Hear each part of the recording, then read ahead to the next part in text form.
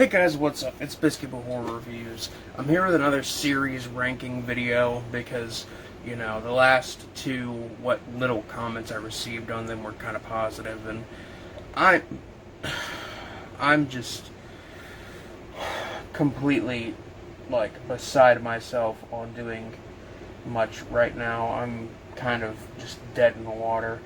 So I figured I'd rank a series that I've recently watched a lot of the sequels to, and the details are kind of fresh in my head. So, the Amityville series, a series started in the late 70s, 79, I believe, which was based on a supposed haunting at a house where a family was murdered by the eldest son of the family, Butch DeFeo, who claimed that he heard voices coming from the vents of the house of his family members planning to murder him, and he went on to claim that it was self-defense, retract some statements and add new statements, and there's been some stuff said about the haunting of the Lutz family who moved in about a year or two after the murders were committed in the house, who apparently,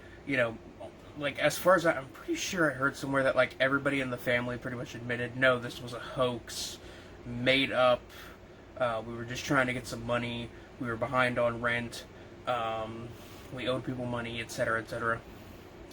But the eldest son, who I'm pretty sure is the only one left alive of the Lutz family, Daniel Lutz, I'm pretty sure, he is adamant in his stance that this event actually happened and that the haunting was 100% legitimate.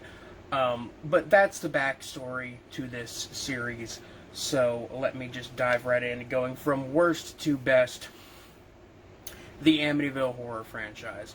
Starting with the worst one, and kind of similar to my relationship with the Leprechaun movies, I don't necessarily hate any of these movies. There are bad ones, but they aren't necessarily unwatchable. So let me just get that out there right away. So, worst one in the series, probably the third one, Amityville 3D. This one was basically just a quick cash grab made in, I believe, the mid-80s, which was the last theatrical, attempt from the series to do something. I don't remember much about Amityville 3D. I've watched it a few times, and it's decent. There are some entertaining moments, but for the most part, I'm kind of bored by it. I've watched it maybe 3 times my entire life, maybe twice my entire life, and I have no desire to go back and watch it again. And the last time I watched it was probably about 10 years ago. So, let that say what it says about the film. It's not god-awful. I would watch it again, if it's a situation where I had to, I'd willingly watch it again. It's not as bad as Leprechaun Origins, for example, but it's definitely not the best that the Amityville horror series has to offer. After that, we have the Amityville Curse, widely considered to be the worst in the series. This is the most recent one I've watched, and I have to say, it's not an Amityville horror movie. Let me put that out there right now. This movie was shot at a completely different house. I'm pretty sure this movie was actually shot in, Canada. But this completely different house has a different backstory than has a different backstory than the Amityville house has in the rest of the series, and also it's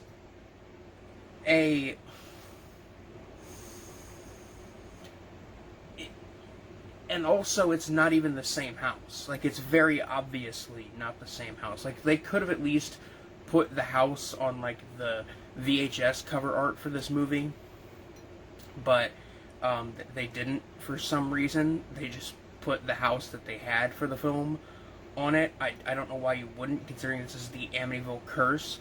But this is a pretty middle of the road, 5.5, maybe a 6 on a good day out of 10 haunted house movie. If you watch it as its own thing, it's a fairly average haunted house flick. You know, there's some cool moments here and there, but nothing super amazing. I remember there's an old lady in the film who like really likes to drink beer, and she mentions always hanging out at the local bar and shit. And this old lady actually died a couple years ago, like at the age of like 100 or something like that. And this old lady, she was in this film, she was in the Peanut Butter Solution, she was in the slasher film Visiting Hours, she was in, I think, Tommy Boy and Billy Madison. So she was in quite a few movies before her death a few years ago. So, you know, rest in peace to her. She was a trooper. But still, she plays like a psychic old lady in this movie, and she's really entertaining. The origin story for this house is that the reason it's haunted is because it used to belong to a priest who was murdered inside a confession booth, and somehow the confession booth he was murdered in is stored in, ended up in the basement of the house for some reason. It's dumb, it's kind of talky and stupid, it's a little bit boring at times, but honestly, I have seen much, much worse, even in this series, and it's a really watchable movie if you just look at it from the perspective of this is a cash grab film, most definitely. Also, this film's never been released on DVD in the US because of rights issues, which is kind of a shame, because like this would have been a welcome addition to the Amityville Curse collection box set that Vinegar Syndrome put out, which is a very good set. Speaking of the Cursed collection, we have the first entry in the Cursed collection, which is the fourth Amityville film and the only TV movie in the series. It is Amityville The Evil Escapes, or Amityville 4, The Evil Escapes, etc., etc. I've always been interested in seeing the later sequels in the Amityville series because I've always really liked this series. Ever since my recently deceased aunt took me to see the remake in theaters, and it was like the first R-rated movie I ever saw, one of the first horror movies I saw in theaters, and I really liked it. Ever since then, and then she showed me the original film, ever since then I've always really liked this series, and I've always been interested in the later sequels. So, upon buying the Vinegar Syndrome Cursed Collection box set, complete blind buy, I dived right into the fourth one, which is a pretty decent haunted house film, kind of cheesy, kind of campy. Essentially, the setup for this film and pretty much the 4 cursed object entries in the Amityville series is that a object has been taken from the house that contains a demon, and they've been sold to various people, and that's kind of the setup of the film. And I kind of like that setup because it allows for a variety of locations while still remaining connected to the main kind of plot. This one has to do with a cursed lamp, which this movie, while campy and cheesy, does have a pretty decent atmosphere at times, and I think does a pretty good job of making a lamp scary, you know, for the most part. This one isn't amazing. It's like a 6.5 out of 10 for me. It's very obviously a TV movie, which results in it not being able to like really go places with its weird, out there stuff, which is something that I really appreciate about the other entries in the Cursed Objects entries in the series, which we will get into right now with Amityville The New Generation. This one is the 7th film in the series, and this one is a hell of a watch. It is about a cursed mirror from the Amityville house, ending up in the hands of a artist who gets it from a creepy, disappearing homeless guy. And also, I should mention that the main set for the apartment building for the main characters in this film is literally the same exterior set that they use for Patty's Pub in It's Always Sunny in Philadelphia, which was just so hilarious to me. Like, I love that is there. It's so beautiful in a way, And that really elevates the overall bizarreness of the film, because you also have the fact that, the murders that were committed at the house may not be the only murders that were committed there. There was another family that was murdered there on like Thanksgiving or something, and the mirror is cursed and it's killing people in the apartment building, and it results in an ending scene that is like bizarre and off the wall and kind of wild, and there's a lot of weird twists along the way. It's also there's a scene involving a dilapidated mental institution, but like only one specific wing of it is abandoned and dilapidated. The rest of it is like still running or something like that, which is just an extra layer of just surrealism and weird shit on top of everything else that you have going on in this movie. It's an extremely watchable entry in the series, and a very fun entry in the series. If you're looking for legitimate scares, you're not going to find them here, in my opinion, at least. But if you're looking for a good time, this is definitely one to check out. Up next is Amityville in 1992. It's About Time. This one has to do with somebody getting their hands on a clock from the Amityville house, which is cursed and displaces space and time. It's got that kind of low-key surrealism, space and time shit that I really like to see in other horror movies. One I really liked that aspect in is Grave Encounters. If you've seen that movie, you'll know what I'm talking about. When they break open the front door to the institution, and instead of it being the front door, it's just more endless hallways. It's one of those kinds of things that I really love, that aspect of horror. The ending to this film is kind of stupid, and I really love it. There's some great body horror elements in this film, some really gooey, gross gore effects. I specifically remember one scene where somebody is killed by like an ice cream truck or something like that. Some shit happens, and things go downhill with this film, and it's very enjoyable. I really like it. I feel like I'm saying the same things about all these movies, but I really don't want to spoil anything. Up next, Amityville Dollhouse. Probably the best of the Cursed Objects series, at least in terms of entertainment value. This one sees the film set in what is seemingly a house in like the middle of the fucking desert or some shit. And you have this family moving in, and they find an old dollhouse within the house, within the shed, that they then give as a gift to the youngest daughter. And like she ends up getting sick, and there's certain stuff going on, like, you mess with, like, you unlock the door of the dollhouse, the front door of the house is unlocked. And there's a lot of wild shit in this movie, like giant wasps, zombies. Again, there's some body horror elements.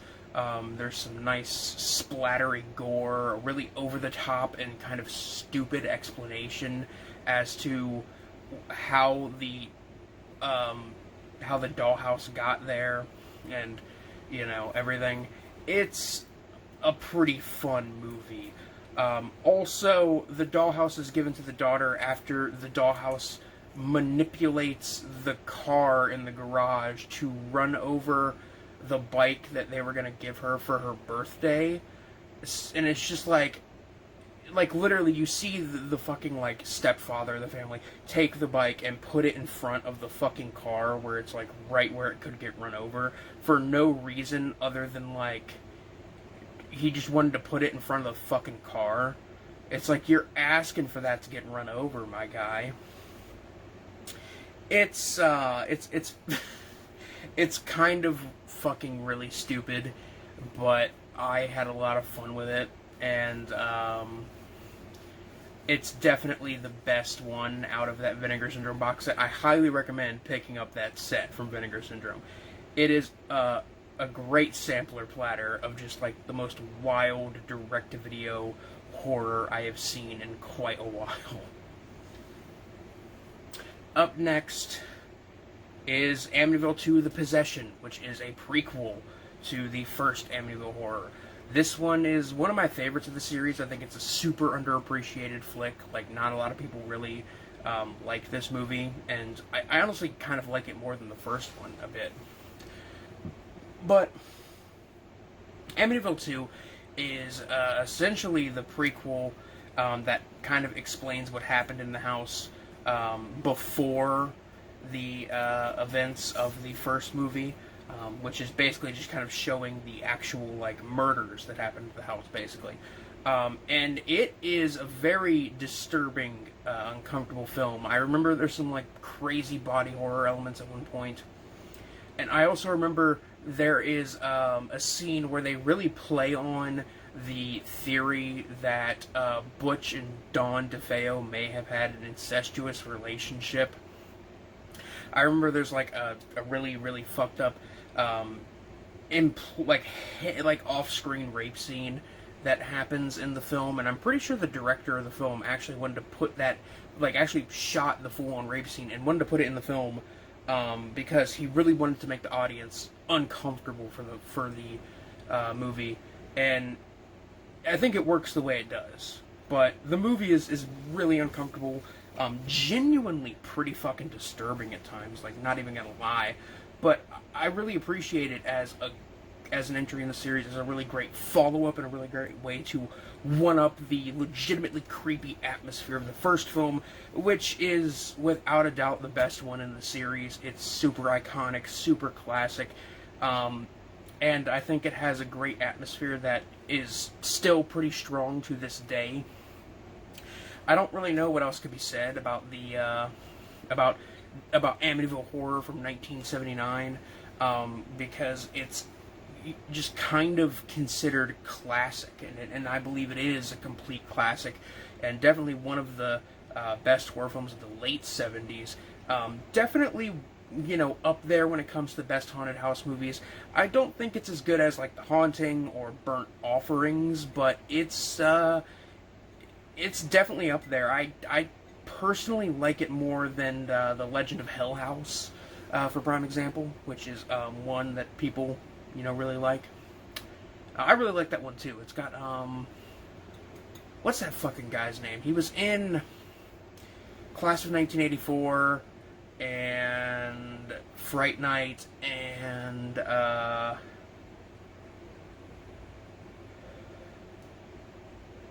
either way, that is my official ranking of the Amityville horror franchise.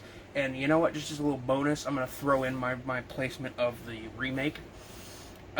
So, yeah, from worst to best, it is Amityville 3D, the Amityville Curse, Amityville The Evil Escapes, the Amityville Horror Remake, Amityville A New Generation, Amityville 1992, It's About Time, Amityville Dollhouse, Amityville 2, The Possession, and the Amityville Horror from 1979. That is the official ranking, at least for me.